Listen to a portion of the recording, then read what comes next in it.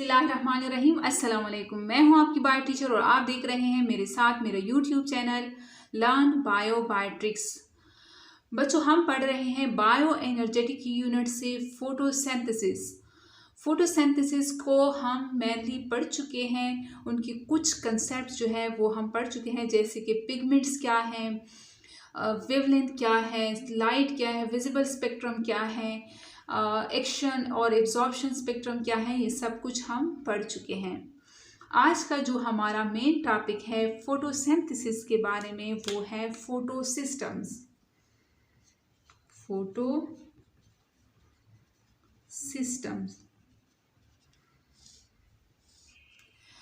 बच्चों, जैसे कि हमें पता है sun is the main source of energy. Sun की एनर्जी को कौन ट्रैप करता है? सन की एनर्जी को ट्रैप करते हैं प्लांट्स। हम तो सन की एनर्जी को ट्रैप करके उसे कन्वर्ट नहीं कर सकते, बल्कि प्लांट जो है उन सन की एनर्जी को ट्रैप करते हैं और इनको कन्वर्ट करते हैं कौन सी एनर्जी में? केमिकल एनर्जी में। प्लांट्स में क्या होते हैं? लीव्स। ये हमने बनाया एक लीफ। अब लीफ जो है वो किस चीज का बना होता है? सेल से मिलकर बना होता है। प्लांट की पूरी बॉडी सेल से मिलकर बनी है। इनके अंदर, ये लीफ के अंदर जो स्पेशलाइज्ड सेल होते हैं, इनको बोला जाता है mesophyll cell. Mesophyll cell. Mesophyll cell के अंदर, ये अब हमने लिया एक मीजोफिल सेल।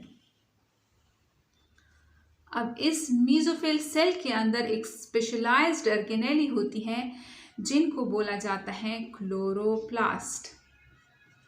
क्लोरोप्लास्ट। बाकी ऑर्गेनेलीज भी मौजूद होती हैं, लेकिन हमारा काम क्लोरोप्लास्ट के साथ है, इसलिए मैंने सिर्फ क्लोरोप्लास्ट ही ड्रा किया है यहाँ पे। क्लोरोप्लास्ट के अंदर, अब यहाँ से हम क्लोरोप्लास्ट को निकाल के जूम कर लेंगे। ये मैंने बनाया क्लोरोप्लास्ट। क्लोरोप्लास्ट के अंदर ऐसे कॉइन लाइक स्ट्रक्चर होते हैं। इससे बहुत सारे कॉइन्स लगे होते हैं, जो तकरीबन 50 तक होते हैं एक ग्रेना में। ऐसे एक बिल्डिंग सा, एक पाइल सा बनाते हैं, एक स्टेक सा बनाते हैं। इनको बोला जाता है जो एक कॉइन है। अब इस एक कॉइन को बोला जाता है थैलाकॉइड। थैलाकॉइड। और ये जो 50 तक के थैलाकॉइड्स तकरीबन जमा हो जाते हैं, इनको बोला जाता है ग्रेना। और इस तरह एक क्लोरोप्लास्ट में बहुत सारे ग्रेना होते हैं। ये जो स्ट्रक्चर है, इसके अंदर जो खाली जगह है, ये जो खाली जगह है, इसको बोला जाता है स्ट्रोमा। और एक बिल्डिंग से जैसे सीढ़ियां आई हुई हैं इस बिल्डिंग तक, और इस तरह यहाँ पर भी ग्रेना होंगे। ये पूरा बड़ा होगा और इससे यहाँ तक सीढ़ियां आई होंगी। इन सीढ़ियों को बोला जाता है स्ट्रोमा लैमेली। Stroma lamellae. ठीक है। अब यहाँ पर अगर हम जूम करें, ये निकाल लें एक कॉइन थैलाकॉइड, जिसे हम बोलते हैं थैलाकॉइड। ये हमने निकाला यहाँ से थैलाकॉइड को, और यहाँ पे मैंने इसको जूम किया। ये देखो, ये मैंने थैलाकॉइड निकाला। ये मैंने बनाई थैलाकॉइड की मेम्ब्रेन। थैलाकॉइड की मेम्ब्रेन जैसे कि लिपिड बायलेयर होती हैं, जैसे कि तमाम ऑर्गेनिज्म की जो सेल्स हैं, उनके बाहर भी एक मेम्ब्रेन होती है। उनके अंदर जो ऑर्गेनेलीज हैं, उनमें जो कुछ ऑर्गेनेलीज ऐसी हैं जिनके बाहर मेम्ब्रेन होती हैं, और कुछ जैसे कि राइबोसोम के बाहर कोई मेम्ब्रेन नहीं है। तो ये एंडोप्लाज्मिक रेटिकुलम जो है, इनके बाहर भी मेम्ब्रेन है ये, और ये जो थैलाकॉइड हैं, इनके बाहर भी एक ऐसी मेम्ब्रेन है। ठीक है। अब ये हमने बनाया मेम्ब्रेन, और ये लिपिड बायलेयर होता है। लिपिड बायलेयर का क्या मतलब है? ऐसे लिपिड के स्ट्रक्चर्स होंगे जो कि 2 लेयर्स बनाएंगे ऐसे लिपिड। प्लाज्मा मेम्ब्रेन का मैं पढ़ा चुकी हूँ यहाँ पे ऐसे। और ये जो इनके हेड हैं, ये हेड वाला स्ट्रक्चर, ये हाइड्रोफिलिक होता है, हाइड्रोफिलिक, यानी इसको पानी से प्यार होता है, ये पानी से नहीं डरता। इसी साइड पर भी इसी तरह होता है। और इनके जो पैर हैं, ये अपने पैर बचाने के लिए इस तरह कर लेते हैं। इनकी जो पैर हैं वो हाइड्रोफोबिक होते हैं, दे आर हाइड्रोफोबिक। ये मैं बात कर रही हूँ थैलेकॉइड की मेम्ब्रेन की। अब थैलेकॉइड की मेम्ब्रेन में ही पिगमेंट्स होते हैं। पिगमेंट्स मैं पढ़ा चुकी हूँ, वो लेक्चर आप लोग अगर देखना चाहें तो देख लें। थैलेकॉइड की मेम्ब्रेन में पिगमेंट्स होते हैं और ये पिगमेंट्स केमिकल स्ट्रक्चर्स इनका होता है और ये इनमें ये एबिलिटी होती है कि वो सन की एनर्जी को ट्रैप कर सकें। अब कैसे करते हैं देखते हैं। जैसे ये एक थैलेकॉइड की मेम्ब्रेन है, ये हमने बनाए थैलेकॉइड की membrane. This is thylakoid membrane. Pigments कौन से हैं? जैसे कि chlorophyll A, chlorophyll B, C, D, ई। इसके अलावा कैरोटीनॉइड्स,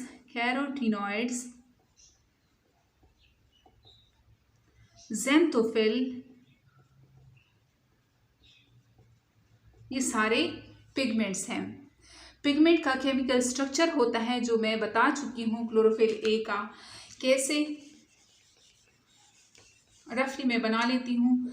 ये है मैग्नीशियम सेंटर में होता है। इस तरह नाइट्रोजन, 4 नाइट्रोजन साइड पे ऐसे लगे होते हैं और वो 6 कार्नर्स वाली रिंग्स बनाते हैं। इन रिंग वाली स्ट्रक्चर को बोला जाता है पोरफायरिन रिंग, पायरोल रिंग। और ये भी पायरोल रिंग है, ये भी है, ये भी है। इन चारों को मिला के हम बोलते हैं पोरफायरिन रिंग। और इसके साथ 5 कार्नर्स वाली रिंग्स भी होती हैं। और इस पे यहाँ पर ये 1 से अगर हम यहाँ से स्टार्ट करें तो अगर हम क्लोरोफिल ए की बात करते हैं तो जो कार्बन नंबर 1 है वहाँ पे CH3 group, functional group CH3 attach होता है। अगर हम क्लोरोफिल बी की बात करते हैं तो यहाँ पर CHO ग्रुप अटैच होता है। बस सिर्फ ये डिफरेंस है क्लोरोफिल ए और क्लोरोफिल बी में। अब जो 11th पोजीशन है यानी 11 कार्बन पे ऐसे इसकी टेल सी बनी होती है और इस टेल वाले स्ट्रक्चर को बोला जाता है फाइटोल। ठीक है। अब ये किस चीज़ का बना होता है? इसमें मैग्नीशियम है, नाइट्रोजन है, ऑक्सीजन है, कार्बन है, ये सारे एटम इसमें मौजूद हैं, सारे एलिमेंट इसमें मौजूद हैं। कार्बन एक एलिमेंट है, हाइड्रोजन एक एलिमेंट है, नाइट्रोजन एक एलिमेंट है, मैग्नीशियम एक एलिमेंट है, ऑक्सीजन एक एलिमेंट है। एलिमेंट क्या होते हैं? एलिमेंट जो कि सेम एटम से बने हो, सेम एटम से। Atom is the smallest unit. Atom सबसे छोटा ज़रा होता है जिसको हम मज़ीद तकसीम नहीं कर सकते। और ये कार्बन का जो एलिमेंट है वो उसमें सारे कार्बन के एटम्स होंगे, यानी ये कार्बन का एटम है, ये कार्बन का, ये कार्बन, यानी ये सारा एलिमेंट बनाते हैं जिसमें बहुत सारे कार्बन के एटम्स हो। तो ये एलिमेंट हो गया और ये एक पीस अगर हम उठा लें तो ये कार्बन एटम हो गया, एटम। ठीक है। इसी तरह अगर हम बात करें हाइड्रोजन की तो ये है हाइड्रोजन एलिमेंट। एलिमेंट में हाइड्रोजन के ही बहुत सारे एटम्स होंगे। ये है एटम हाइड्रोजन का, हाइड्रोजन, बहुत सारे हाइड्रोजन के एटम्स होंगे। ठीक है। अब ये सारी केमिस्ट्री है। तो कार्बन, हाइड्रोजन, ऑक्सीजन, तो ये क्या करते हैं जब सन की एनर्जी इन पे पड़ती है, ये जो डिफरेंट एलिमेंट्स हैं इनकी जो इलेक्ट्रॉन्स होते हैं, वैलेंस शेल इलेक्ट्रॉन्स होते हैं, वो डिफरेंट होते हैं। इन पे जब एनर्जी पड़ती है तो वो क्या कर लेते हैं, वो सन की एनर्जी को ट्रैप कर लेते हैं। सन की एनर्जी जब वो ट्रैप कर लेते हैं, कोई भी एटम, कोई भी एलिमेंट, फॉर एग्जाम्पल कार्बन है, इसके लोअर शेल में 2 इलेक्ट्रॉन्स होंगे, ऐसे 4 6 7 8, और हायर का जो इलेक्ट्रॉन है उसमें 8 है, सॉरी 6 है, क्योंकि इसका एटॉमिक नंबर 8 है आई थिंक। अब सन की जब जो एनर्जी जब इस पे पड़ेगी तो इसके ये इलेक्ट्रॉन जो है ये क्या कर लेंगे, ये जो लोअर इलेक्ट्रॉन है ये बाहर, यानी वो उसको एनर्जी मिल जाएगी और वो खुशी से जंप मारेंगे। खुशी से जब ये जंप मारेंगे तो ये इस यानी हाई एनर्जी ऑर्बिटल में चले जाएंगे। हाई एनर्जी ऑर्बिटल में जब ये जाएंगे तो यहाँ पे इन्होंने सन से एनर्जी गेन कर ली है इस इलेक्ट्रॉन ने। ये जो लाइनों में लगे होते हैं वो इलेक्ट्रॉन्स होते हैं, जो सेंटर में होते हैं न्यूक्लियस में वो प्रोटॉन और न्यूट्रॉन होते हैं। अब ये जो एनर्जी इसने सन से ली है तो ये इलेक्ट्रॉन इन्होंने जंप मारा और ये बाहर जाने की कोशिश करेंगे। इनको एनर्जी मिल गई, खुशी से इन्होंने जंप लगाया। जब जंप लगाए यहाँ तक उनकी एनर्जी इतनी ही थी कि इसने जंप ही लगा लिया। अब ये क्या करेंगे, ये एनर्जी को रिलीज कर लेंगे और दोबारा से इसी ऑर्बिटल में आ गिरेंगे। तो जो एनर्जी इसने रिलीज की है, यानी यहाँ से जो एनर्जी इसने रिलीज की है वो कोई तो लेगा ना। तो इसी तरह ये एक मॉलिक्यूल होता है, जैसे क्लोरोफिल बी का या इस तरह सी का या ज़ेंथोफिल कैरोटीनॉइड्स का, उनकी जो एटम्स होते हैं वो सन की एनर्जी को लेते हैं और फिर क्या करते हैं, उसकी एनर्जी जब वो एनर्जी लेते हैं तो वो जंप लगाते हैं खुशी से। जब वो जंप लगाते हैं तो दोबारा से तो वहाँ से उनकी एनर्जी वो लूज़ करते हैं। लूज़ करने से उनकी एनर्जी कम हो जाती है और वो दोबारा से उसी ऑर्बिटल में आ जाते हैं। और जो एनर्जी उसने लूज़ की होती है वो फिर दूसरे जो पिगमेंट्स होते हैं वो ले लेते हैं उनकी एनर्जी को। ठीक है, अब ये है ये है थैलेकॉइड की मेम्ब्रेन। थैलेकॉइड की मेम्ब्रेन पे ऐसे प्रोटीन से बने स्ट्रक्चर्स लगे होते हैं, प्रोटीन से बने स्ट्रक्चर्स लगे होते हैं और इन स्ट्रक्चर्स को बोला जाता है कॉम्प्लेक्सेस, फोटोसिस्टम्स। ठीक है, ऐसे प्रोटीन से बने स्ट्रक्चर्स लगे होते हैं जिनको कॉम्प्लेक्सेस बोला जाता है, प्रोटीन कॉम्प्लेक्सेस इनको बोला जाता है। इसमें क्या होता है, इसमें फॉर एग्जांपल ये है हमारे पास ऐसे 2 सिस्टम, हम एक उसमें पढ़ते हैं 2 सिस्टम्स होते हैं। एक है PS2 और एक है PS1, यानी फोटो सिस्टम 2 और फोटो सिस्टम 1। इसको फोटो सिस्टम 1 इसकी डिस्कवरी की वजह से बोला जाता है। ये नहीं है कि ये बाद में क्यों है और ये पहले क्यों है। इसको पहले डिस्कवर किया गया था इसलिए इसको PS1 का नाम दिया गया और इसको बाद में डिस्कवर किया गया, इसको PS2 का नाम दिया गया। इसका ये मतलब नहीं है कि ये इसको यहाँ पे होना चाहिए, इसको यहाँ पे होना चाहिए, ये डिस्कवरी की वजह से हैं इसके नाम।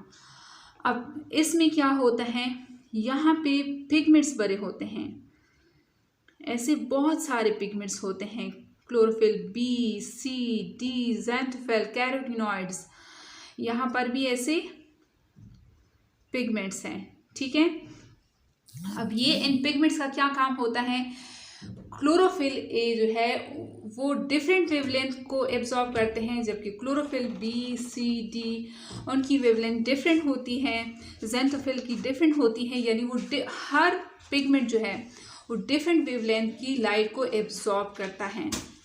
तो यहाँ पे जो लाइट एब्जॉर्ब करते हैं इसी तरह उनके इलेक्ट्रॉन, यहाँ पे जो मैंने कंसेप्ट बता दिए हैं, उनके इलेक्ट्रॉन एनर्जाइज हो जाते हैं और वो जो हायर एनर्जी ऑर्बिटल होता है वहाँ पे जंप मारते हैं। जंप मारने के बाद वो एनर्जी लॉस कर लेते हैं, अपनी एनर्जी किसी को दे देते हैं और वो दोबारा से लोअर ऑर्बिटल में गिर जाते हैं।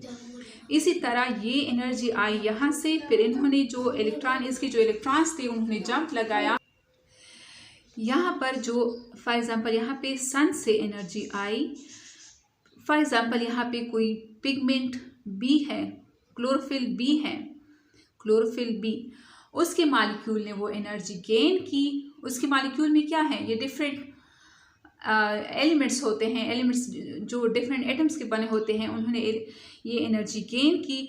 और इसी तरह उन्होंने उनके इलेक्ट्रॉन ने जंप लगाया, और इलेक्ट्रॉन के जंप लगाने के बाद उन्होंने फिर जब एनर्जी लूज़ की, तो ये एनर्जी कौन ले गया, ये जो दूसरे पिगमेंट हैं इनके साथ। फॉर एग्जांपल यहाँ पे कोई सी पिगमेंट है या कैरोटीनॉइड हैं, ये एनर्जी इसने इसको दी, फिर यहाँ से इन्होंने इसको दी, और इसी तरह ये एनर्जाइज होकर एनर्जी एक दूसरे को पास करते जाएंगे।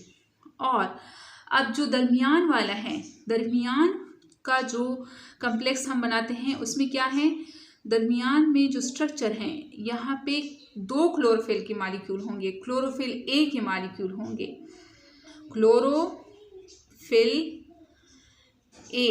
क्लोरोफिल ए के मॉलिक्यूल्स होंगे यहाँ पे दरमियान में। और इसको क्या बोला जाता है, सेंटर, यानी रिएक्शन सेंटर बोला जाता है, जहाँ पे क्लोरोफिल ए के मॉलिक्यूल्स होंगे और जो दरमियान में होता है इनको रिएक्शन सेंटर बोला जाता है।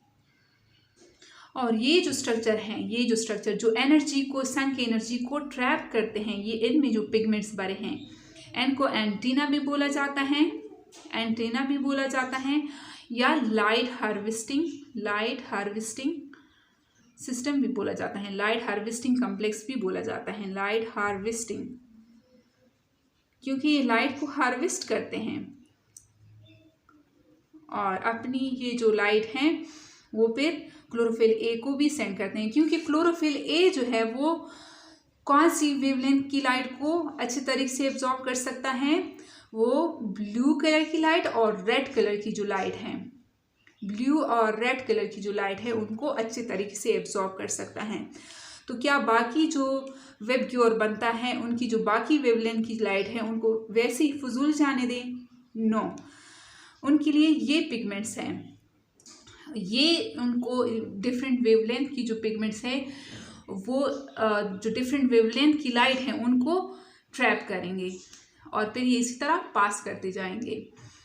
अब ये PS2 का जो सिस्टम है वो कितनी वेवलेंथ की लाइट को सही से एब्जॉर्ब कर सकता है, 680 तक नैनोमीटर की लाइट को, और PS1 जो है वो 700 नैनोमीटर की जो वेवलेंथ की जो लाइट है उनको सही से एब्जॉर्ब कर सकता है, यहाँ पर लगे होते हैं।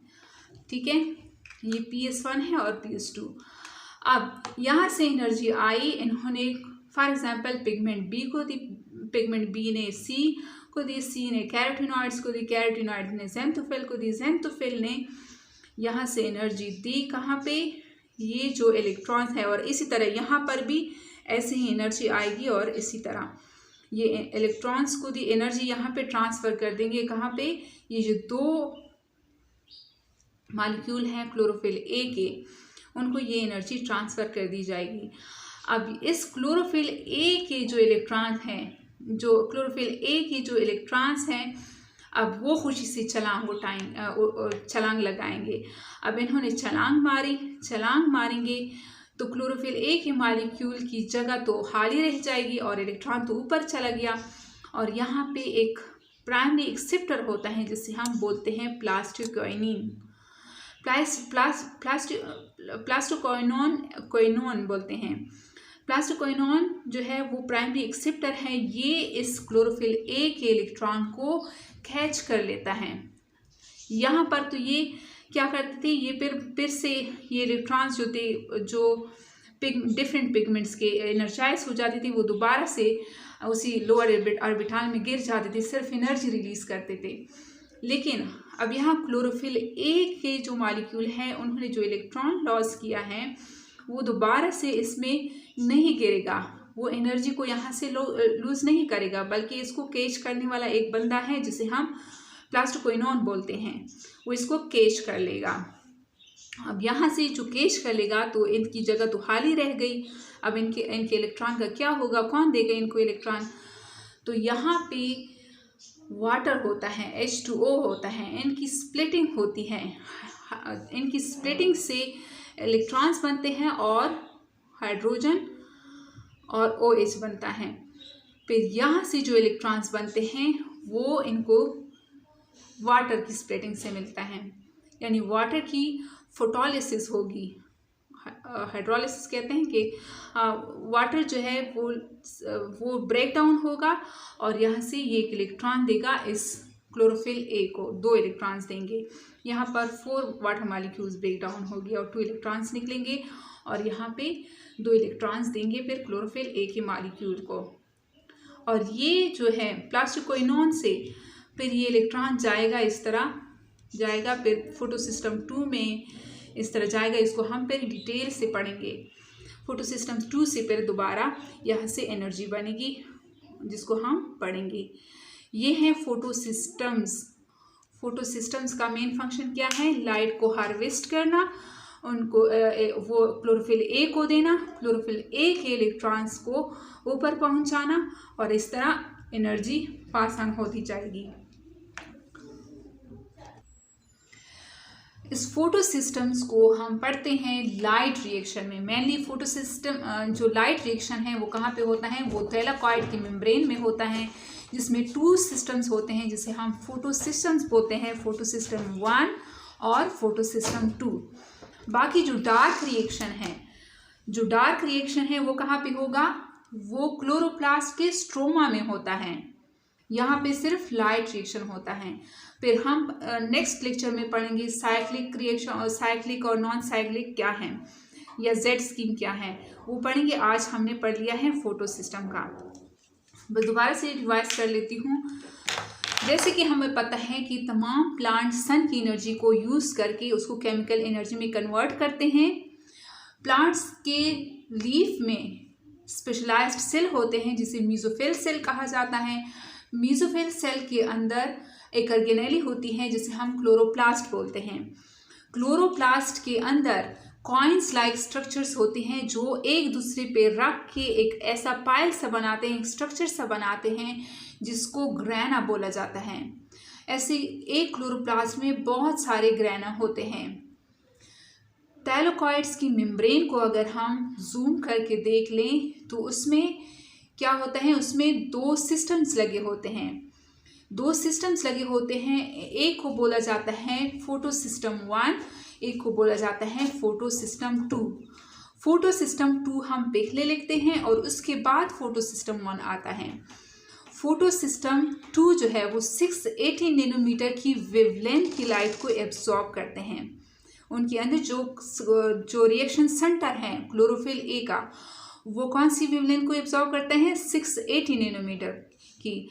जबकि PS1 में जो रिएक्शन सेंटर है उनकी क्लोरोफिल 700 नैनोमीटर की वेवलेंथ की लाइट को एब्जॉर्ब कर सकते हैं। इसके साथ ये PS2 यानी फोटोसिस्टम जो होते हैं वो प्रोटीन्स के कम्प्लेक्स होते हैं। ये जो साइड से लगे होते हैं उनमें डिफरेंट पिगमेंट्स होते हैं। एक सेंटर में होता है और 2 साइड से लगे होते हैं। जो साइड वाले हैं उनको बोला जाता है एंटीना या लाइट हार्वेस्टिंग कम्प्लेक्स या light harvesting centres. Light harvesting centres में डिफरेंट पिगमेंट्स होते हैं और वो सन की डिफरेंट वेवलेंथ की लाइट को एब्जॉर्ब करते हैं।